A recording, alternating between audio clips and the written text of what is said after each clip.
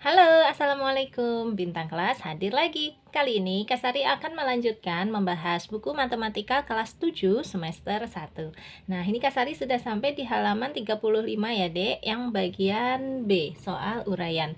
Bagian A-nya untuk soal ABCD-nya sudah pernah Kak Sari bahas di video yang lain. Dicek aja ya. Kalau kalian kesulitan mencari linknya, boleh tanya di kolom komentar, nanti Kak Sari kasih linknya. Oke? Langsung aja kita mulai. Oh iya, ada baiknya sebelum mulai baca basmalah dulu yuk. Bismillahirrahmanirrahim. Siap, nomor 1. Tentukan hasil dari perkalian berikut. Yang A, 400 kali negatif 60. Nah, langsung aja. Gini deh, 400 itu positif dikali 60-nya negatif. Positif dikali negatif, hasilnya pasti negatif. Kemudian sekarang lihat 4 dikali 6. 4 dikali 6 adalah 24. Terus nolnya 1, 2, 3. 1, 2, 3. Ini jawabannya ya. Yang B, negatif 40 dikali 600. Nah, ini negatif dikali positif, hasilnya juga pasti negatif. Pokoknya kalau negatif kali positif, hasilnya selalu negatif. Sekarang 4 dikali 6, 24. Nolnya 1, 2, 3 juga. Ya, gini. Sama. Yang D, negatif 400 kali negatif 600. Oke, negatif dikali negatif itu positif. Nah, kalau positif nggak usah ditulis plus, biarin aja kosongan. Sekarang 4 dikali 6, 24. Nolnya 1, 2, 3, 4. Ada 4 tuh, 2, 3, 4 gini ya. Jadi 240.000 untuk yang D ya tulisannya di sini. A, B, D, nggak masalah. Ya, lanjut ke soal nomor 2. Tentukan hasil dari A, 5 kali dalam kurung 15 dikurangi 6. Nah, kalau yang A ini nanti 15 dikurangi 6-nya itu harus dihitung terlebih dahulu. Nulisnya jadi gini deh. 5 dikali 15 kurangi 6 adalah 9. Gini loh ya. Hasilnya 5 dikali 9, 45. Gitu. Untuk yang B, 12 dikali negatif 7 ditambah negatif 16 dibagi negatif 2. Nah, ini Kak Sari tulis di kertas terpisah ya, agar mudah dipahami. Nah, ini yang 2B sudah Kak Sari catat. Jadi ceritanya gini, perkaliannya kita kerjakan dahulu. 12 dikali negatif 7, hasilnya negatif ya. Nah, 12 dikali 7 itu 84. Gini. Terus ditambah, ini kita hitung dulu pembagiannya. Negatif 16 dibagi negatif 2. Hasilnya kalau negatif bagi negatif itu positif. 16 dibagi 2 adalah 8. Gini dek, jadinya negatif 84 ditambah 8. Hasilnya negatif 76. Gitu. Bisa ya? Ya, kita pindahkan ya. Negatif 76. Sip. Sekarang yang C. Negatif 15 dibagi negatif 3, terus dikurangi 7 dikali negatif 4. Catat dulu. Nah, ini yang C sudah Kak Sari catatkan. Cara mengerjakannya gini, pembagiannya kita kerjakan dulu. Negatif 15 bagi negatif 3. Negatif bagi negatif, positif. 15 bagi 3 aja. Berapa? 5. Terus dikurangi 7 dikali negatif 4 ya. 7 kan positif. Ini kuranginya kan sudah Kak Sari tulis, makanya 7-nya menjadi positif aja. Jangan negatif 7 gitu ya. Jadi kurangnya ini Kak Sari tulis duluan. 7 dikali negatif 4 adalah negatif 28. Gini deh. Nah, sekarang ngitungnya 5 dikurangi negatif 28. Kalau ada tanda pengurangan bersebelahan gini, terus hanya dipisahkan kurung, ini nyetrum. Kalau bahasanya Kak Sari deh, nyetrum menjadi tanda plus. Nah, berarti tinggal ditulis aja 5 plus 28 gitu ya. Hasilnya sama dengan 33 gitu. Paham ya, Dek ya? Jadi kalau ada dua tanda kurang yang berdekatan gini, langsung nyetrum menjadi tanda plus. Langsung kita pindahkan yang C, hasilnya 33 gini. Oke. Lanjut nomor 3, baca dulu. Dina dapat berlari 4 putaran di lintasan dengan waktu yang sama dibutuhkan oleh Fatin untuk berlari 3 putaran di lintasan yang sama. Ketika Fatin telah berlari sejauh 12 putaran, maka seberapa jauh Dina telah berlari di lintasan tersebut. Jadi Dina larinya lebih kenceng daripada Fatin ya. Dina sudah berlari 4 putaran, Fatin baru berlari 3 putaran gitu. Nah, kalau Fatin 12 putaran, berarti Dina pasti sudah lebih banyak ya. Nah, kalau dituliskan seperti ini untuk nomor 3. Dina, tadi kekuatannya Dina adalah 4 putaran. Sementara untuk Fatin hanya 3 putaran di waktu yang sama, di lintasan yang sama. Terus tadi diketahui kalau Fatin sudah berlari sejauh 12 putaran, maka Dina berlarinya berapa putaran gitu kan, tanda tanya ya, titik-titik. Gini aja deh, 3 putaran menjadi 12 putaran itu kita kalikan berapa sih? Dikalikan 4. Maka biar adil Dina juga kita kalikan 4 gini. 4 dikali 4 berapa? 16. Jadi Dina sudah berlari 16 putaran. Atau kalau mau pakai cara lain, caranya gini. Banyak putarannya Dina sama dengan 4/3 kali 12 putaran gitu deh. 4-nya ini punyanya Dina, 3-nya ini punyanya Fatin. Nah, ini kalau dihitung sama aja. 12 dibagi 3, 4. Nah, terus 4 kali 4, 16 putaran. Sama saja ya. Mau pakai cara yang mana terserah. Kalau ini rumus, kalau yang atas ini logika. Hasilnya sama-sama 16 putaran. Kita pindahkan. Sip. Yes. Lanjut soal nomor 4. Geser dulu ya. Yes. Kita baca. Bilangan 1, 2, 3 jika dikalikan 7 kali 11 kali 13 hasilnya adalah 1, 2, 3, 1, 2, 3. Bilangan 2, 3, 4 jika dikalikan 7 kali 11 kali 13 hasilnya adalah 2, 3, 4, 2, 3, 4. Silahkan dicek. Jika kita perhatikan, hasil perkalian kedua bilangan tersebut menghasilkan bilangan kembar pada angka-angka penyusunnya. Angka satuan sama dengan angka ribuan. Satuan itu yang ini. Sama dengan ribuan. Nah, kemudian angka puluhan sama dengan angka puluh ribuan. Puluhan yang dua ini, puluh ribuan yang dua ini, gitu. Terus, serta angka ratusan sama dengan angka ratus ribuan. Ratusan itu yang satu ini, Dek. Nah, ratus ribuan yang satu paling depan. Pertanyaannya ada di belakang ya. Yang A. Apakah perkalian seperti itu berlaku untuk semua bilangan? Jawabnya iya atau tidak. Jika tidak, jelaskan pada bilangan yang bagaimana perkalian yang menghasilkan 3 angka. B. Pada bilangan yang bagaimana perkalian tersebut berlaku. Jelaskan. Oke, Kak Sari bantu menjawab untuk soal nomor 4 ini ya. Nah, ini Kak Sari catatkan agar lebih mudah untuk menjawab soal nomor 4A dulu. Tadi kan kita ditanya apakah perkalian seperti itu berlaku untuk semua bilangan? Tidak ya, Dek ya? Tidak. Terus jika tidak, jelaskan pada bilangan yang bagaimana perkalian yang menghasilkan 3 angka. Perkalian yang menghasilkan 3 angka berulang hanya terjadi pada bilangan yang dikalikan dengan 1001. Nah, ini Kak Sari sudah cek, 7 dikali 11 dikali 13 itu 1001. Contohnya gini, 572 dikali 1001 itu hasilnya berulang, 572, 572. Kalau 99 dikali 1001 juga berulang, 999, 999. Nah, maksudnya kalau nanti angkanya itu lebih dari 3, misalnya 1, 2, 3, 4 dikali 1001, hasilnya tidak akan berulang 1, 2, 3, 4, 1, 2, 3, 4, bukan begitu ya. Kalau mau berulang 3 kali, di sini harus 3 bilangan dan dikalikannya dengan 1001 gitu. Nah, sekarang kita jawab yang B.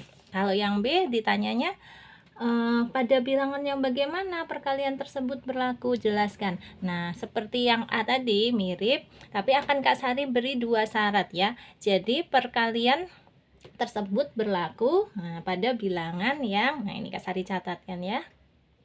Nah, ini untuk yang 4B Kak Sari bacakan ya, siapa tahu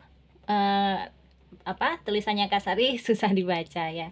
Yang 4B gini aja jawabnya. Perkalian tersebut berlaku pada bilangan yang terdiri dari 3 angka. lalu dikalikan dengan 7 kali 11 kali 13 atau lainnya, asalkan hasilnya 1001. Jadi boleh aja kombinasi yang lain deh, asalkan hasilnya 1001. Nah, jika bilangannya terdiri dari 4 angka atau lebih, maka tidak akan berlaku lagi seperti pada soal.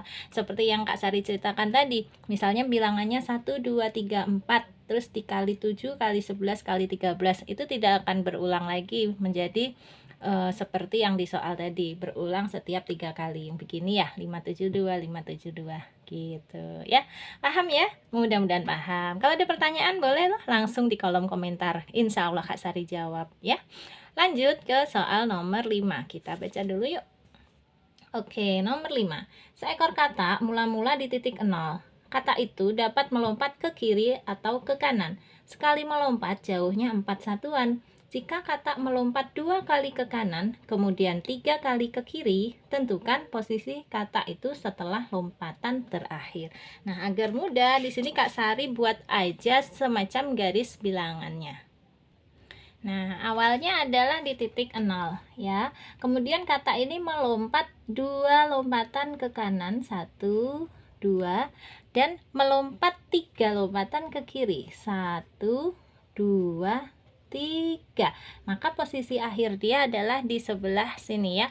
Nah, kalau dilihat dari titik 0, dia berada 4 satuan di sebelah kiri. Kenapa 4 satuan? Karena sekali melompat tadi jauhnya 4 satuan. Jadi kita jawab ya, posisi terakhir kata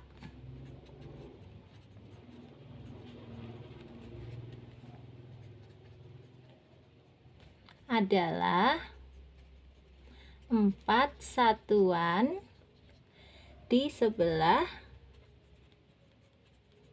kiri titik 0. Nah ya, kan awalnya tuh di titik 0, terus akhirnya dia berada di sebelah kiri titik 0 sejauh 4 satuan gini. Oke, kita lanjutkan soal nomor tadi nomor 5 ya Dek ya, berarti sekarang nomor 6, bener ya.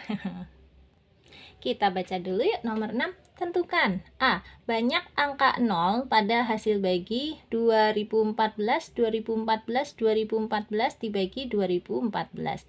Dan yang B. Apabila angka 2, 1, 0, dan 4 masing-masing terdapat 300 angka seperti pola soal A, berapakah hasil baginya ketika dibagi 2014? Oke, untuk menjawab soal yang A, ini Kak Sari akan memperlihatkan polanya dulu ya Dek. Caranya gini. Nah, misalnya kita hanya punya 2014-nya 1 kali. Nah, kalau dibagi dengan 2014, maka hasilnya adalah 1. Tidak ada 0 sama sekali. Nah, sekarang kalau 2014-nya diulang 2 kali, terus dibagi dengan 2014. Nah, tadi Kak Sari sudah cek, ini hasilnya adalah 1, 0, 0, 0, 1. Muncul 3 buah 0.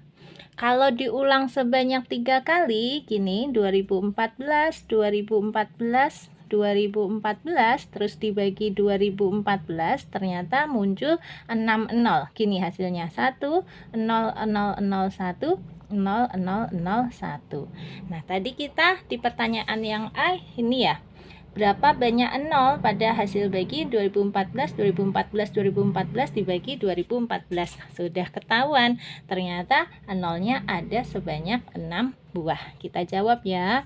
Ada yang A, ada 6 buah 0. Gini. Oke, ini yang A. Gitu deh.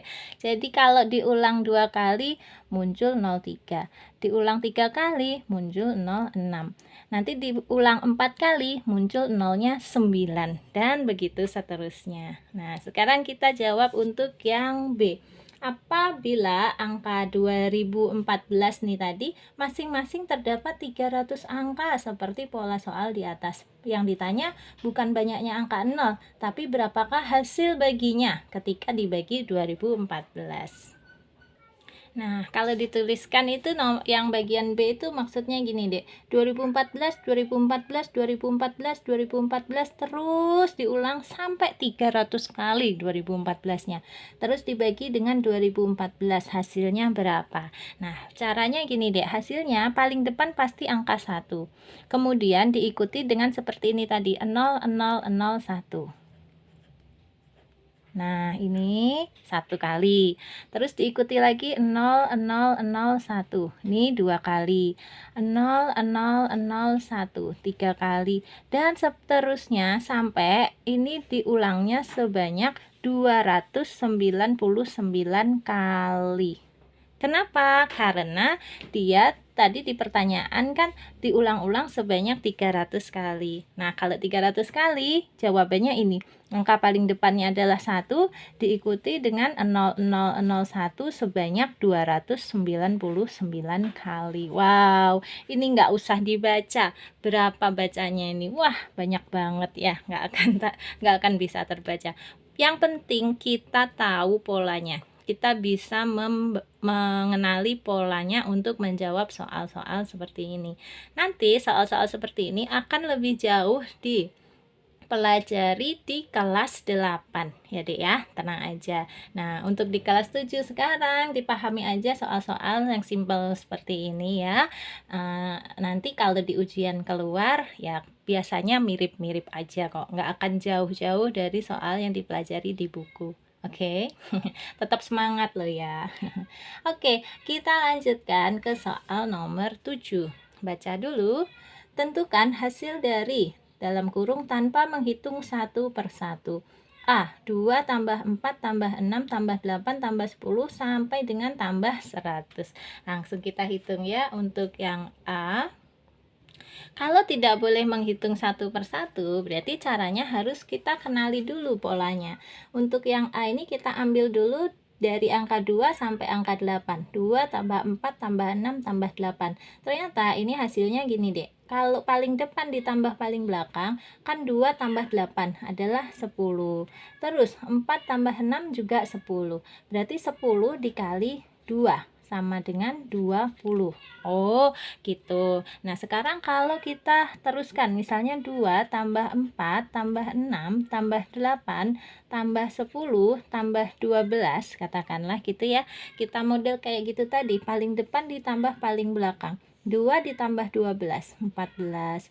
Ini 4 ditambah 10 juga 14. 6 ditambah 8 juga 14. Oh, berarti 14-nya dikali 3 sama dengan berapa, Dek? 42 ya. Benar gitu. Nah, berarti seterusnya gini aja. Kalau misalnya berhentinya di 8, Kak Sari salin ulang ya. 2 tambah 4 tambah 6 tambah 8, caranya gini aja. 2 tambah 10 tulis. Nah, 2 tambah 10, 2 tambah 8 tulis, hasilnya 10. Terus dikali dengan yang paling belakang ini, 8 dibagi dengan 4. Kan agar jadi 2 ya, 8 dibagi 4. Ini berarti kan 10 dikali 2, hasilnya 20 juga tuh. Nah, untuk yang bawahnya kita coba lagi ya. 2 tambah 4 tambah 6 tambah 8 tambah 10 tambah 12. Caranya paling depan tambah paling belakang. 2 tambah 12, 14. Terus dikali yang belakang ini 12 ditulis per 4 ya gitu ya. Sama dengan 12 dibagi 4 berapa? 3. Berarti kan 14 dikali 3 juga tuh sama 42 juga. Nah, kita udah ketemu polanya. Berarti kalau ditambah-tambah sampai 100 pun kita tetap bisa. Yuk, 2 tambah 4 tambah 6 tambah 8 tambah seterusnya sampai tambah 100, hasilnya adalah paling depan tambah paling belakang. 2 tambah 100, yaitu 102. Terus dikali yang paling belakang ini 100 dibagi 4, karena semuanya juga dibagi 4 tadi. Gitu ya. Hasilnya sama dengan 102 dikali 100 bagi 4 adalah 25. Tinggal dihitung aja. Kalau ini sih gampang ya. Hitungan biasa aja. Hasilnya 2540. 2.540. Nah, begini caranya. Kita kenali polanya dari yang bilangan sedikit-sedikit dulu. Kita salin ya. Kak Sari ralat sedikit, bukan 2540 ya, tapi 2550. Kalian cek lagi untuk hitungannya ya. Biasanya Kak Sari sudah cek recheck 1 kali, 2 kali, 3 kali, tapi tidak menutup kemungkinan juga ada salah hitung. Kalau ada kesalahan dari hitungannya Kak Sari, langsung dikoreksi aja di kolom komentar. Kak Sari nggak akan marah, malah berterima kasih. Yang penting cara pengerjaannya betul ya. Untuk hasil akhirnya memang sebaiknya kalian cek lagi sendiri-sendiri. Oke? Itu akan lebih meningkatkan ketelitian kita pada akhirnya. Jadi jangan nyatet aja gitu ya, biar tambah paham, harus mau ngitung juga. Oke, sekarang yang B. Untuk 7 yang A sudah terisi ya, 2550. Tulis deh boleh. 2550. Sekarang yang B. Untuk yang B, negatif 1 tambah 2 kurangi 3 tambah 4 kurangi 5 tambah 6 kurangi 7 tambah 8 kurangi seterusnya sampai ditambah 100. Nah, hasilnya berapa? Lagi-lagi kita nggak boleh menghitung satu persatu, berarti kita kenali polanya. Kak Sari lihatkan polanya ya. Di sini yang B. Negatif 1 ditambah 2. Dari mana? Yang paling depan dulu. Negatif 1 tambah 2. Berapa hasilnya? 1. Terus berikutnya, negatif 3 ditambah 4. Negatif 3 ditambah 4. Hasilnya juga 1. Ya. Lagi, negatif 5 ditambah 6. Negatif 5 tambah 6 hasilnya juga 1. Oh, berarti seterusnya gitu 1, 1, 1. Nah, sebanyak berapa kali? Kalau awalnya dari negatif 1 terus berakhirnya di 100, itu akan ada 50 pasang. Kalau dipasangkan dua-dua gitu ya. Negatif 1 berpasangan dengan 2, negatif 3 berpasangan dengan 4. Nah, kalau diteruskan sampai 100, ini nanti akan ada 50 pasang. Berarti ya 1 dikali 50. Hasilnya berapa? 50. Gitu aja ya. Kita pindahkan untuk yang B, jawabannya totalnya adalah 50. Gini deh. Sip. Lanjut ke yang C. Negatif 100 kurangi 99 kurangi 98 kurangi 97 kurangi 96 dan seterusnya sampai kurangi 2 kurangi 1 kurangi 0. Terus ditambah 1 tambah 2 tambah 3 tambah 4 tambah 5 dan seterusnya sampai tambah 97 tambah 98 tambah 99. Hasilnya berapa? Kak Sari perlihatkan polanya juga. Gini untuk yang C. Nah, kalau kita lihat ini ada negatif 99, ada positif 99. Langsung kita jumlahkan aja. Negatif 99 ditambah 99 itu hasilnya 0. Lagi, sekarang yang ini negatif 98 dengan positif 98. Nanti 0 juga itu. Nah, gini. Sama dengan 0. Terus, kalau yang negatif 97 ditambah 97 juga 0 dan seterusnya. Nanti ini negatif 2 berpasangannya dengan positif 2 juga 0. Negatif 1 berpasangan dengan positif 1 juga 0. Jadi mulai dari negatif 99 ini sampai ke 99 yang di sini, kalau di total hasilnya 0. Nah, terus di depan ada negatif 100 sendirian. Ya udah, berarti hasil akhirnya adalah negatif 100. Selesai gitu ya. Gini, memang gitu caranya main-main dengan pola. Hehehe, seru-seru gimana gitu ya, nggak? Asik. Lanjut ya ke soal nomor 8. Geser dulu. Kita baca. Pak Amin mempunyai 20 ekor ayam, 16 ekor itik, dan 12 ekor angsa. Pak Amin akan memasukkan ternak ini ke dalam beberapa kandang dengan jumlah masing-masing ternak dalam tiap kandang sama. Berapa kandang yang harus dibuat Pak Amin? Nah, ini deh kalau kalian ingat waktu di SD, ini adalah soal cerita FPB. Faktor persekutuan terbesar. Gimana cara mengerjakan soal-soal FPB? Biasanya menggunakan faktorisasi prima ya. Di sini Kak Sari juga akan menggunakan faktorisasi prima. Faktorisasi primanya adalah yang ini, 20, 16, dan 12. Kita cari FPB-nya. Yuk. Nomor 8. Nah, 20 ini dijabarkan gini, 2 kali 10 2 kali 5. Nah, berarti 20 itu sama dengan 2 pangkat 2 dikali 5. Gini. Untuk yang berapa sekarang? 16. 16 dan 12 ya, Dek ya. Yang 16 dulu. Nah, 16 itu 2 kali 8, 2 kali 4, 2 kali 2. 1, 2, 3, 4. Jadi 16 itu adalah 2 pangkat 4. Satu lagi yang 12. 12 itu 2 kali 6, 2 kali 3. Berarti hasilnya adalah 2 pangkat 2 kali 3. Nah, untuk menentukan FPB caranya ambil faktor yang sama. Ini ada 2, di sini 2, di sini 2. Berarti 2 yang kita tulis. Terus pilih pangkatnya yang paling kecil. Ini pangkat 2, ini pangkat 4, ini pangkat 2. Berarti kita pilih yang pangkat 2. Nah, 2 pangkat 2 berapa? 4. Ini dia jawabannya. Nah, sehingga kandang yang harus dibuat Pak Amin adalah 4 buah. Kita tulis ya. Kandang yang harus dibuat Pak Amin adalah 4 buah.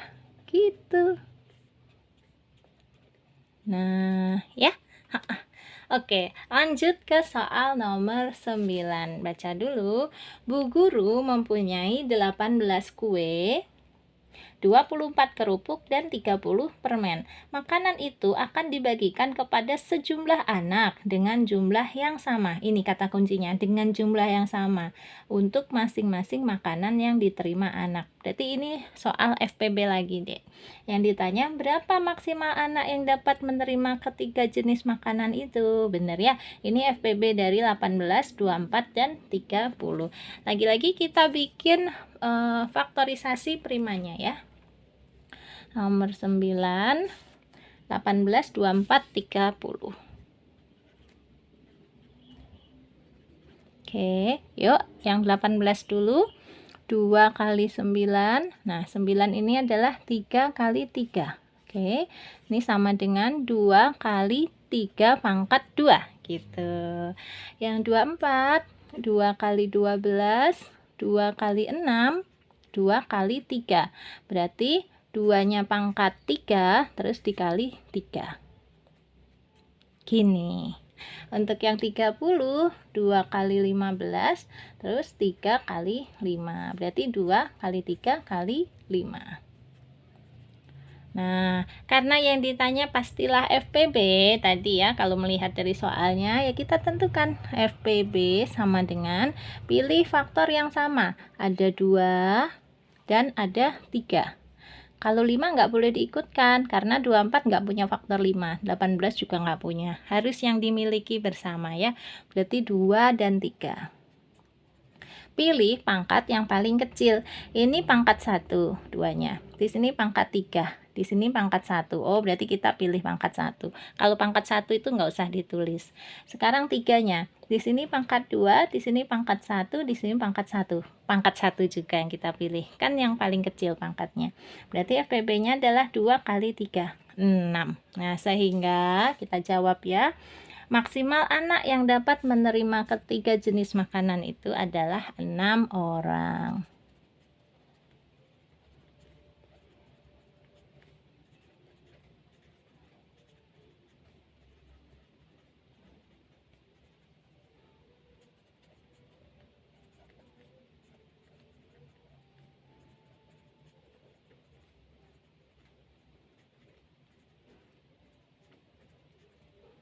6 orang atau 6 anak ya. Gini.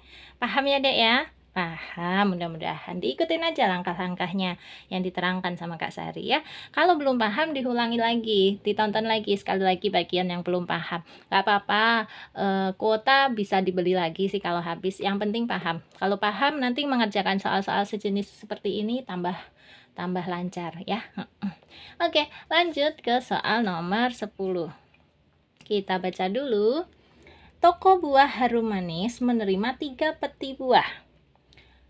Peti pertama berisi 144 kg apel, peti kedua berisi 84 kg mangga, dan peti ketiga berisi 72 kg jeruk. Buah itu akan ditumpuk di dalam lemari es besar. Banyak buah dalam tiap tumpukan harus sama. Oke, ada kata-kata harus sama. Kalau ada kata-kata harus sama, ini pasti FPB ya. Yang A, berapa sebanyak-banyaknya tumpukan buah ada di dalam lemari es? Benar, ini mencari FPB-nya. Terus yang B, berapa banyak buah dari ketiga jenis buah pada setiap tumpukan? Nah, ini nanti pada tumpukannya tuh apel berapa gitu, mangga berapa, jeruk berapa gitu ya. Yuk, Kak Sari bantu mengerjakannya ya. Oh iya, ingin berpesan dulu ke adik-adik semua nih yang kelas 7. Jadi ceritanya gini dek, kalau kalian menonton video penjelasan atau nonton video dari para edutuber begini ya, yang menjawab soal-soal di buku, itu kalian fokusnya justru jangan pada menyelesaikan soal-soal itu saja. Jangan. Jadi soal-soal ini jadikan sebagai latihan kalian. Pahami, karena nanti di ujian soal-soalnya kemungkinan mirip-mirip seperti ini. Jadi jangan hanya pokoknya menjawab aja soal nomor 10, soal nomor 11, jangan. Tetapi dipahami. Caranya gimana agar memahami? Setelah ditonton, kalian kerjakan sendiri secara mandiri.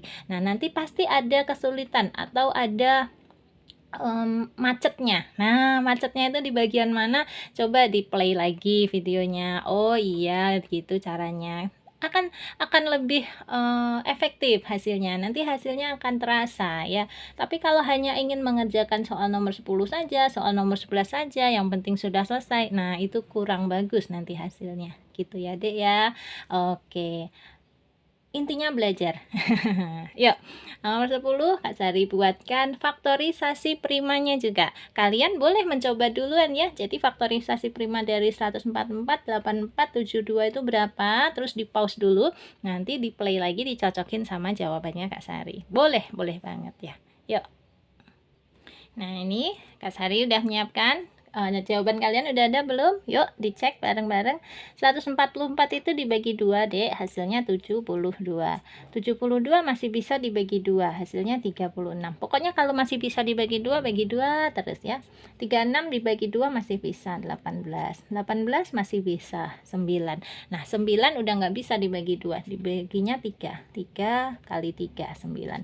Sehingga 144 itu adalah 2 pangkat 4 dikali 3 pangkat 2. Oke, sama enggak? Nah, sekarang yang 84 bagi 2, 42. 42 bagi 2, 21. 21 bisanya dibagi 3, yaitu 7. Dah gini. Berarti 84 itu adalah 2 pangkat 2 kali 3 kali 7. Oke, sekarang yang 72. Kalau dibagi 2 hasilnya 36. 36 bagi 2 18. 18 bagi 2 9. 9 bisanya dibagi 3. Gini. Sehingga 72 itu 2 pangkat 3 kali 3 pangkat 2. Oke, ya. Ini angka 3, Dek. 2 pangkat 3 kali 3 pangkat 2. Sekarang kita hitung untuk FPB-nya. Yuk. FPB sama dengan pilih faktor yang ada di semua bilangan. 2 ada, 3 di sini ada, di sini ada, di sini ada juga. Kalau 7 yang lain nggak punya 7, berarti 7 nggak usah diikutkan. Berarti hanya 2 dan 3 saja. Pilih pangkat yang paling kecil kalau FPB. Ini pangkat 4, di sini pangkat 2, yang ini 2-nya pangkat 3. Berarti kita ambil yang pangkat 2. Sekarang 3-nya, ini pangkat 2, di sini pangkat 1, di sini pangkat 2 juga. Berarti kita pilih yang pangkat 1. Kalau pangkat 1 nggak usah ditulis. Terus 2 pangkat 2 kali 3. 2 pangkat 2 itu 4 dikali 3, 12. Berarti FPB-nya 12. Nah, maka kita bisa menjawab untuk yang A. Berapa sebanyak-banyaknya tumpukan buah yang ada di dalam lemari es? Yaitu 12 tumpukan. Kak Sari langsung jawabnya di sini ya, Dek. 12 tumpukan. Sekarang yang B, berapa banyak buah dari ketiga jenis buah pada setiap tumpukan? Berarti gini caranya untuk yang B. Nah, untuk buah apel dulu. Buah apel. Apelnya kan ada 144, ya kan? 144 kilogram. Terus setiap tumpukannya ada 12, berarti langsung aja dibagi 12. Sama dengan berapa? 12. 144 dibagi 12 itu 12. Satuannya kilogram. Gini. Nah, sekarang untuk mangga sama ya. Mangga. Nah, dia kan aslinya 84 kilogram ya. Kita tulis 84 dibagi. Nah, tadi ketemunya tumpukannya adalah 12. Berarti 84 dibagi 12. Jawabannya 7 kilogram gini. Satu lagi untuk yang jeruk. Jeruk awalnya adalah 72 kilogram ya Dek ya. Berarti ya 72 dibagi 12. Berapa? 6. Satuannya kilogram. Gini. Paham ya Dek ya? Ini variasi soal FPB. Di SD kalian sudah belajar. Nah, ternyata di SMP masih dipelajari lagi. Memang gitu. Jadi pelajaran di SD dengan pelajaran di SMP itu masih nyambung ya. Oke, lanjut ke soal nomor 11. Kita baca dulu yuk. Pada suatu hari, Domu, Beni, dan Mangara bersamaan memotong rambutnya pada seorang tukang cukur. Domu memotong rambutnya setiap 20 hari. Beni mencukur rambutnya setiap 25 hari. Sedangkan Mangara mencukur rambutnya setiap 30 hari. Setiap berapa bulan mereka bersamaan potong rambut pada tukang cukur itu? Nah, karena ada kata-kata setiap hari berulang-ulang begitu ya. Ini berarti soal tentang KPK. Nah, jadi kita cari KPK dari 20, 25, dan 30. Pakai faktorisasi prima juga. Nah, di sini biar cepet, Kak Sari sudah buat faktorisasi primanya. Kalian nanti bisa buat sendiri juga. 20 itu 2 kali 10, 10 itu 2 kali 5. Terus 20 berarti 2 pangkat 2 kali 5. Ini. Nah, 25 itu kalau dipecah menjadi 5 kali 5 saja. Sehingga 25 adalah 5 pangkat 2. 30-nya adalah 2 kali 15. Terus 15-nya itu 3 kali 5. Sehingga 30 itu adalah 2 kali 3 kali 5. Ini dek. Nah, KPK. Kalau menentukan KPK, tulis semua faktor yang ada. Di sini ada 2, ada 5. Di sini ada 5. Di sini ada 2, ada 3, ada 5. Berarti kita tulis semua, yaitu 2 dan 3 dan 5. Nah, sekarang pangkatnya. Untuk KPK, pilih pangkat yang paling besar. Di sini 2-nya pangkat 2. Yang ini 2-nya pangkat 1. Oh, berarti kita pilih yang pangkat 2. Terus 3, 3-nya satu-satunya yang ini ya, berarti ya udah 3 pangkat 1 aja. Terus 5, 5-nya ini pangkat 1, di sini pangkat 2, di sini pangkat 1. Kita pilih yang pangkat besarnya, yaitu yang pangkat 2. Nah, baru deh dihitung. 2 pangkat 2 adalah 4, dikali 3, dikali 5 pangkat 2 adalah 25. Terus ini dihitung biasa aja ya, 4 dikali 3 dikali 25. Kalau Kak Sari ngitungnya 4 dikali 25 dulu, 100. Terus dikali 3, 300. Jadi KPK-nya adalah 300. Satuannya apa? Di sini tadi 20 itu hari, 25 hari, 30 juga hari. Berarti KPK-nya juga hari. Jadi KPK-nya adalah 300 hari. Tetapi tadi yang diminta ini setiap berapa bulan. Nah, yang diminta bulan. Ya udah 300 hari kita jadikan ke bulan. Caranya 300 dibagi 1 bulan berapa hari, Dek? 30 ya. Berarti sama dengan 10. Satuannya menjadi bulan. Gitu. Oke, paham ya? Kalau paham, kita bisa lanjut ke soal terakhir, soal nomor 12 di halaman 37. Yuk, geser dulu. Wow, soal nomor 12 ini istimewa. Satu soal dalam satu halaman. Keren. Nah, di sini Kak Sari akan membaca soalnya dengan hati-hati sambil langsung ditulis yang diketahui. Jadi disimak ya. Yuk, nomor 12. Seorang pasien mengikuti program pengobatan seorang dokter untuk menyembuhkan suatu penyakit kronis. Oke, ini informasi aja. Dokter tersebut menuliskan resep sebagai berikut. Nah, di sini mulai. Obat A diminum 3 kali sehari pada waktu pagi, siang, dan malam setelah makan. Setiap setelah meminum obat selama 3 hari berturut-turut, pasien harus beristirahat dan tidak meminum obat A selama 1 hari. Nah, ini informasi kita catat ya. Untuk yang obat A dulu. Obat A ya. Diminum 3 kali sehari. Catat 3 kali sehari. Kemudian setelah minum 3 hari berturut-turut, tidak minum obat lagi selama 1 hari. Berarti jeda 1 hari. Oke, ini informasi yang pertama. Terus lanjutkan dulu bacanya. Obat B diminum 2 kali sehari pada waktu pagi hari dan malam setelah makan. Berarti obat B diminum 2 kali sehari. Kita catat ya. Obat B 2 kali sehari.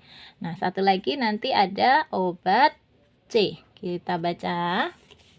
Nih, obat C diminum 1 kali sehari pada waktu siang hari setelah makan. Berarti 1 kali sehari ya yang obat C. Catat. Oke, kemudian kita baca lagi. Nah, jika mengikuti resep dokter, pasien tersebut diperkirakan akan sembuh ketika sudah menghabiskan 100 obat B. Dengan ketentuan obat A dan C juga mengikuti sesuai aturan. Oke, harga obat A Rp50.000 per butir, obat B Rp100.000 per butir, dan obat C Rp200.000 per butir. Berdasarkan resep dokter tersebut, tentukan ya yang A. Setelah berapa hari pasien tersebut diperkirakan sembuh? Langsung aja Kak Sari bantu untuk menjawab soal yang A. Setelah berapa hari pasien tersebut diperkirakan sembuh? Ini ada ketentuannya di sini, Dek. Pasien tersebut diperkirakan akan sembuh ketika sudah menghabiskan 100 obat B. Nah, dari sini kita bisa tahu berapa hari ini untuk menghabiskan 100 obat B. Langsung aja, caranya gini. Geser dikit dulu. Nah, ini ada instruksi untuk menjawab soal yang A itu gunakan instruksi nomor 1. Perhatikan bahwa setiap hari pasien tersebut harus meminum 2 obat B. Pasien tersebut diperkirakan akan sembuh ketika sudah meminum sebanyak 100 obat B. Sehingga untuk menentukan lama hari hingga pasien tersebut sembuh, kalian harus menentukan bilangan yang dikalikan 2 sama dengan 100. Berarti ya langsung aja ya untuk menjawab soal yang A. Lama hari hingga pasien sembuh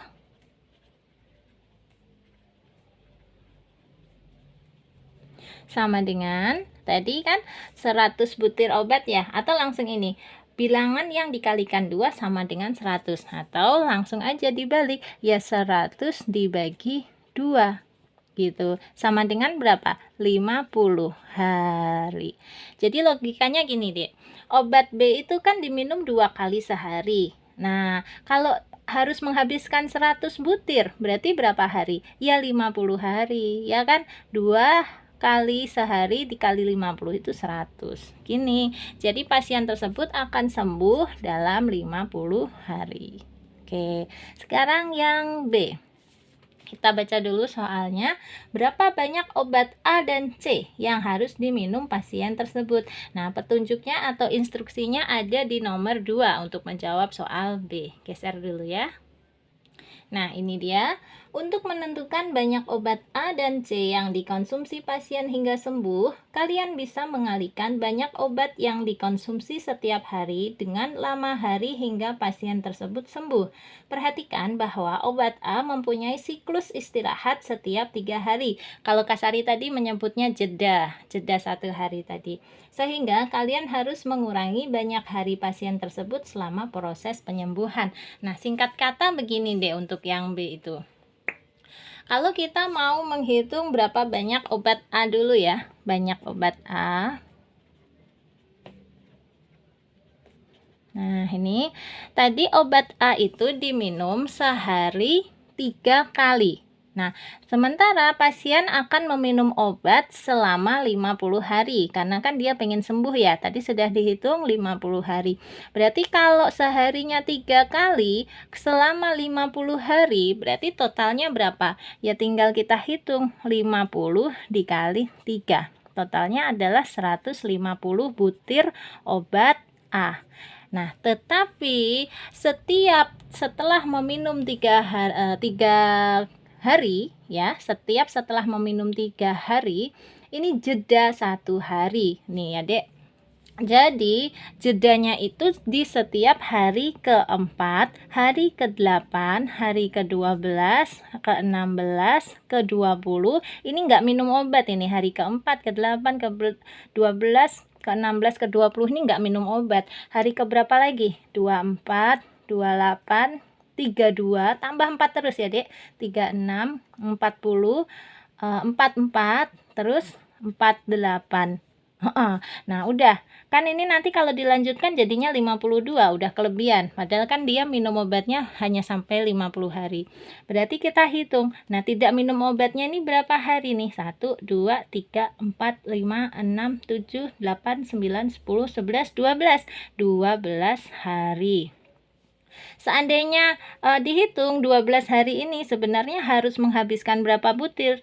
Ya kita kalikan aja. Seharinya tadi kan 3 butir. 12 dikali 3 sama dengan 36 butir obat A.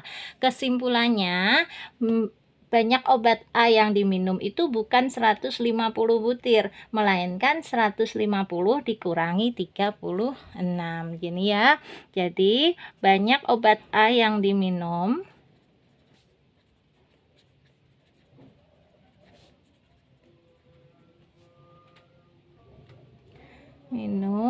dalam 50 hari adalah ini 150 dikurangi 36. Berapa, Dek? 114 butir. Oke. Kita lanjutkan untuk menghitung banyak obat C. Nah, sekarang kalau banyak obat C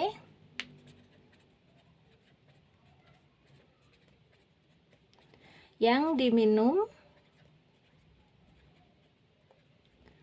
sampai sembuh ya. Sampai sembuh itu berarti dalam 50 hari juga adalah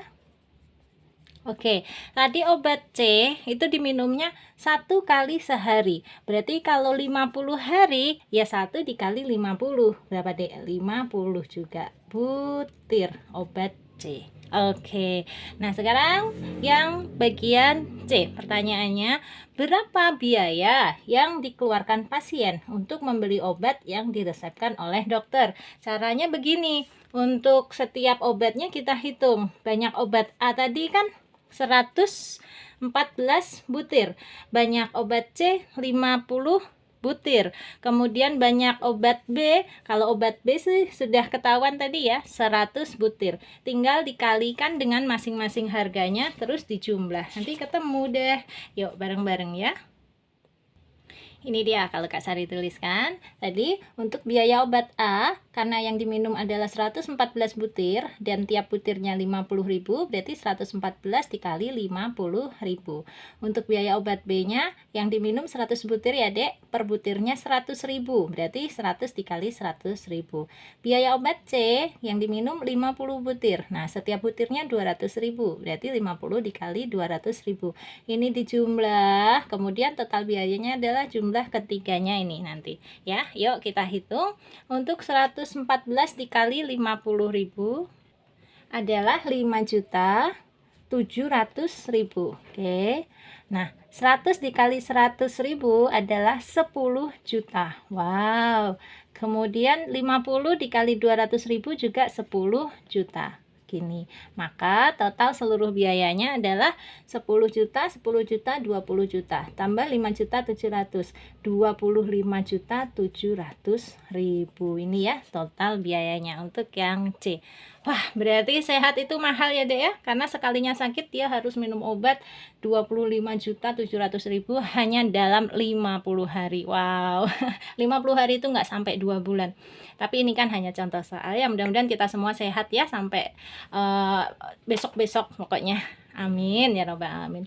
Oke, semua soal sudah Kak Sari bahas ya. Nah, caranya kalian kerjakan ulang, kemudian kalau ada yang kurang paham boleh ditanya di kolom komentar. Nah, tetapi kalau ada soal-soal lain yang menurut kalian susah, boleh yuk gabung di grup belajarnya Kak Sari. Cara daftarnya ketik nama spasi underscore 7. Nama underscore 7 karena kalian kelas 7. Kirim ke 081 456 10 9870. Nanti tanya-tanya Kak Sari dulu ya cara gabungnya gimana, atau kalau yang agar lebih nyaman boleh yang nanyain mamahnya, gimana Kak anak saya mau daftar, mau gabung di grup kelas 7-nya gimana caranya, boleh ya langsung ini ke nomor WA-nya Kak Sari. Oke, sudah dulu ya adik-adik, selamat belajar, mudah-mudahan sukses untuk kita semua. Sampai ketemu di video-video yang lain. Kalau kamu suka sama video penjelasannya Kak Sari, boleh di like, di komen, dan di subscribe. Terima kasih. Assalamualaikum warahmatullahi wabarakatuh.